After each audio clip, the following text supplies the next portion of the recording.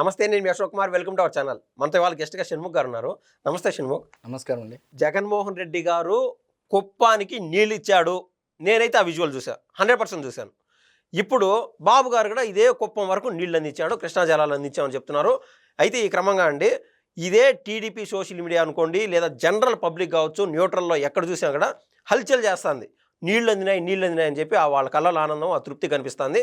కానీ at the same time YCP నుంచి ఎక్కడ కౌంటర్ అటాక్లో గ్రహించట్లేదు, నాకైతే కనపడట్లేదు. అసలు ఎందుకు జరుగుతుంది? ఆయన నీళ్ళు ఇచ్చాడు, ఈయన నీళ్ళు ఇచ్చాడు, అంటే అగ్గి మీద గుగ్గిలం అయ్యేటువంటి వైసీపీ సోషల్ మీడియా ఎందుకు పడుకోనుంది ఈ విషయంలో? చంద్రబాబు నాయుడు గారు శ్రీశైలం, ఓతిరెడ్డిపాడు, జగన్మోహన్ రెడ్డి గారి గురించి చెప్పాలి అంటే వెలుగొండ టన్నెల్, వెలుగొండ ప్రాజెక్ట్ ఆయన జాతికి అంకితం చేశారని చెప్పేసి పోస్టులు పెట్టినప్పటికీ కూటమి ప్రభుత్వం రాగానే ఆ ఫేక్ ప్రచారానికి తెరదీస్తూ బడ్జెట్లో 359 కోట్ల రూపాయలు కేటాయించి పనులు చేస్తూ ఉంది. రాయలసీమ మీద చిత్తశుద్ధితో. మరొక వైపు హంద్రీనీవా ఫేజ్ 1 3850 క్యూసెక్కులకు కెపాసిటీ ఉండే విధంగా కాలువలు వైడనింగ్ చేసి కాలువలో ఉన్నటువంటి పూడిక తీత తీసి ఈరోజు శ్రీశైలం వాటర్ అంటే కృష్ణా జలాలు హంద్రీనీవా, గాలేరు నగరి, తెలుగంగ, ఎస్ఆర్బీసీ ద్వారా రాయలసీమలో ఉంటే ప్రతి మూలకు నీళ్ళు ఇవ్వాలని ఒక సదుద్దేశంతో ఈరోజు వచ్చేటువంటి ఎగువనొచ్చేటువంటి వరద నీటిని మొత్తం అన్ని పంపులు ఆన్ చేసి తరలించేటువంటి ప్రాసెస్లో భాగంగా ఈరోజు కుప్పం లాస్ట్ చెరువుకు ఈ నెల 30వ తారీఖున జలహారతి కార్యక్రమం కూడా అక్కడ చేపడతా ఉన్నారు. ఒకటే ప్రశ్న, జగన్మోహన్ రెడ్డి గారు కూడా నీళ్ళు అందించాడు కదా అని అంటున్నా. మరి జగన్మోహన్ రెడ్డి గారు అందించినటువంటి నీరు ఏదైతే బట్ట నొక్కి ఉందో నా భూతో నా భవిష్యత్తు అన్నట్లు చెప్పచ్చు. ఆశామాషి కాదు. ఎందుకంటే అది ఒక్కరోజు మాత్రమే మాయమయ్యేటువంటి నీరు ఆ గంగా అని చెప్పేసి మనం అభివర్ణించవచ్చు. ఎందుకంటే ఈరోజు ఆన్ చేస్తే పొద్దున్న నుంచి 1 గంట 2 గంటలు నీళ్ళు వస్తాయి, మరలా ఎండిపోతుంది. ఆ యొక్క నీళ్లు పారేటువంటి ప్రదేశం కూడా మరుసటి రోజు ఎండిపోయినటువంటి దాఖలాలు మనం వీడియోలో చూసాం.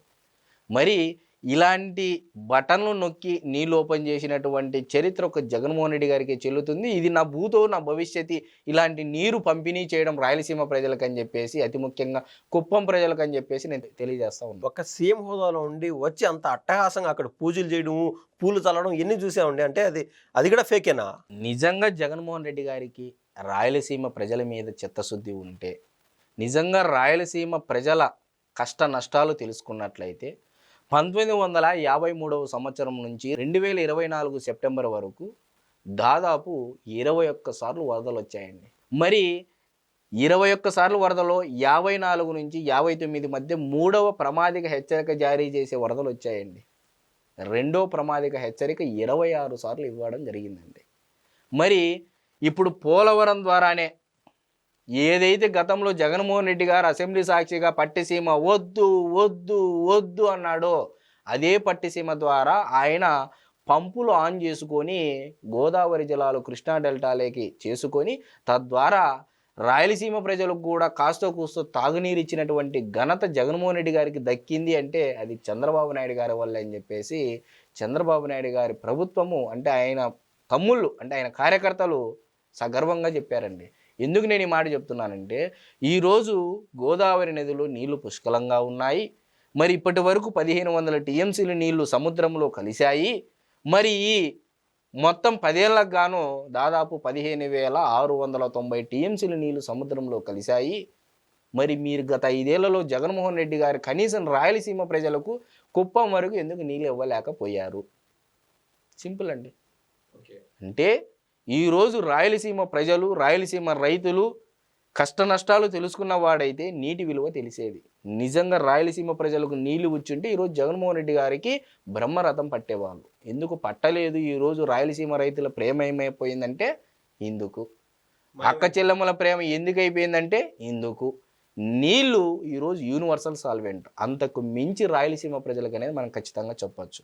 మరి 1953 నుంచి 2024 వరకు ఇన్నిసార్లు వరదలు వస్తే ఇన్ని ప్రాజెక్టులు ఈరోజు చంద్రబాబు నాయుడు గారు 3,864 కోట్ల రూపాయలు కేటాయించి హంద్రీనీవా ఫేజ్ 1 పనులు పూర్తి చేసి చిత్తశుద్ధి ఉంది కాబట్టే ఈరోజు కుప్పం చెరువుకు నీళ్లు ఇస్తున్నారనేది సగర్వంగా తెలుగు తమ్ముళ్ళు కూడా ఈరోజు తెలుగు రాష్ట్ర ప్రజలకు తెలియజేసుకుంటూ ఉన్నారు. ఇప్పుడు నీళ్ల గురించి టాపిక్ వచ్చింది కాబట్టి ఈ సందర్భంగా పోలవరం బనకచర్ల ప్రాజెక్టు యొక్క పనులు ఏ వరకు వచ్చాయండి? ఈరోజు పోలవరం బనకచర్ల అనేది చాలామంది వ్యతిరేకిస్తూ ఉన్నారు. ముందున్నటువంటి ప్రాజెక్టులే కదా అవి పూర్తి చేసుకుంటే ఈరోజు రాయలసీమలో అదనంగా మొత్తం అనంతపూర్ జిల్లాకు ఇన్ని టీఎంసీలు 31 టీఎంసీలు ఇట్లా ఒక్కో జిల్లాకి ఇన్ని టీఎంసీలు రిజర్వాయర్లు ఉన్నాయి.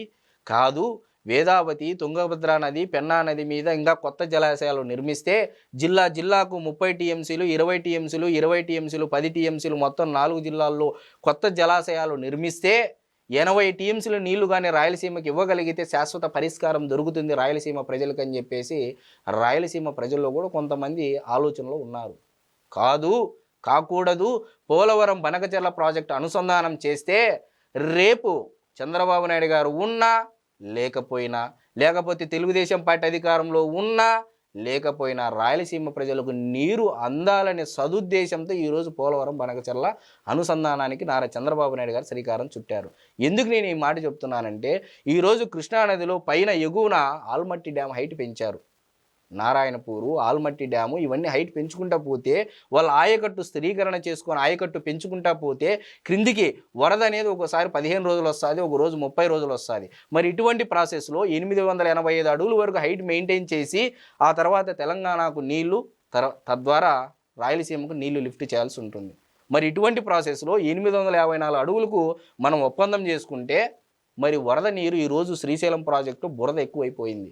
ఈరోజు పోతిరెడ్డిపాడు హెడ్ రెగ్యులేటర్ ద్వారా హెచ్ఎన్ఎస్ఎస్, ఎస్ఆర్బీసీ, తెలుగు గంగా, హంద్రీనీవ సుజల స్రవంతి ద్వారా క్యూసెక్కుల కాలువలు వైడనింగ్ చేసి రాయలసీమకు నీళ్ళు ఇవ్వాలనే ఉద్దేశంతో ఒకవైపు ఆ పనులు పూర్తి చేస్తూనే మరొక వైపు గోదావరి, కృష్ణ, పెన్నా నదులు అనుసంధానం చేసి తమిళనాడుకు సైతం నీళ్ళు ఇవ్వాలని ఒక సదుద్దేశం నాడు నందమూరి తారక రామారావు గారు చేపట్టినటువంటి తెలుగు గంగ ప్రాజెక్ట్ ఏదైతే ఉందో దానిని మరలా తెరపైకి తెచ్చే విధంగా నారా చంద్రబాబు నాయుడు గారు శ్రీకారం చుడుతున్నారు అని చెప్పేసి సగర్వంగా ఈరోజు తెలుగు తమ్ముళ్ళు తెలియజేసుకుంటూ ఉన్నారు.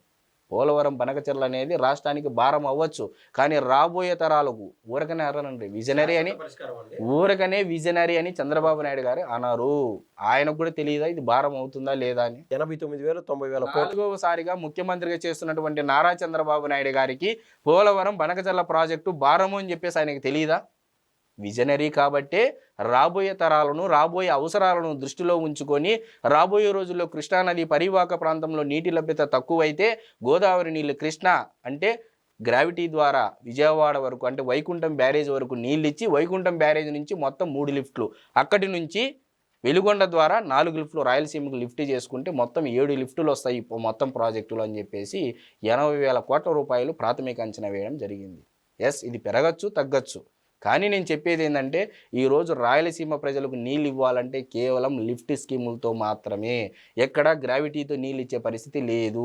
ఈరోజు ఎస్ఆర్బీసీ చూసుకోండి, హంద్రీనివా చూసుకోండి, గాలేరు నగర్ చూసుకోండి, మీరు ఏదన్నా చూసుకోండి, ఓన్లీ లిఫ్ట్ స్కీములు మాత్రమే పనిచేస్తూ ఉన్నాయి. మరొక వైపు తుంగభద్ర నదికి సమాంతరంగా ఒక జలాశయం నిర్మించాలి. అనంతపూర్ హెచ్ఎల్సీ హెచ్ఎన్ఎస్ఎస్ సర్క్యూట్లో భాగంగా ఒక 30 టీఎంసీలు జలాశయం నిర్మిస్తే ఇంకా బాగా ఉంటుందని చెప్పేసి రాయలసీమ ప్రజలు కూడా కోరుతా ఉన్నారు. అద్భుతమైన విశ్లేషణతో విజనరీకి ప్రిజనరీకి ఉన్న తేడా ఏందో మాకైతే తెలిపారు. ధన్యవాదాలండి. నమస్తే.